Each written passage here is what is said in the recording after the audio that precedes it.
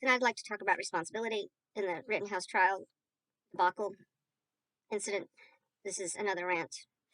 Kyle Rittenhouse is not responsible for bringing a loaded AR-15 to a crowded, violent riot and shooting two people and killing two people and maiming another.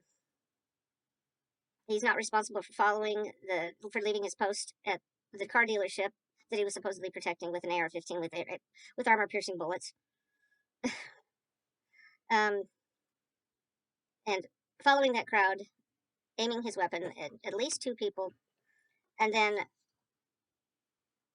when he gets what he asked for, a confrontation, he chose to use a weapon, rather than fighting on an equal basis with the people who were rightfully after him, because he was an active shooter after the first shooting.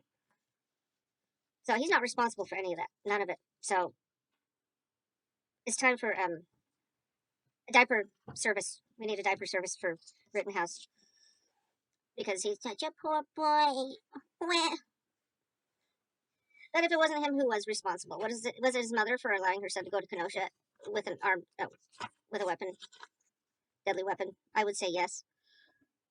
She does share in that, and any other adult around him that night, absolutely. Ask any responsible law enforcement officer, responsible being the key here, unlike Kenosha, and they would say that they would not tolerate that situation for a second. I read an article where a law enforcement officer said that he would have had, any responsible adult should have had that kid on the ground and taken his weapon away immediately. So yeah, I would actually argue that the adults in this, the so-called adults in this situation, they do indeed share responsibility. Not Kyle, don't forget that, because he's a baby. Little cherub face. I heard that on another video. I thought it was hilarious. Cherub with an AR-15. But I would argue that in the end, if cherub-faced, diaper-wearing Rittenhouse